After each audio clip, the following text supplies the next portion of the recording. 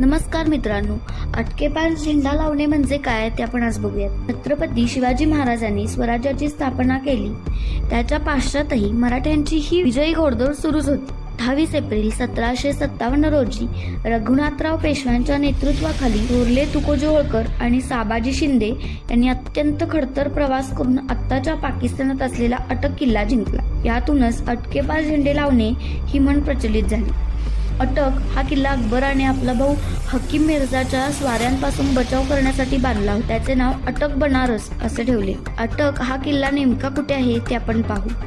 हे शहर पाकव्याप्त पंजाब प्रांतातील तालुक्याचे ठिकाण आहे. येथे नॉर्थ वेस्टर्न रेल्वेचे स्टेशन असून येथे सिंधू नदीच्या काठावर अटक किल्ला आहे. पूर्वीच्या काळी ही नदी पार करून किल्ल्यावर पोहोचणे अत्यंत अवघड होते, परंतु मराठ्यांनी हा किल्ला जिंकला. हा किल्ला पाहण्यासाठी आताही रोज हजारो पर्यटक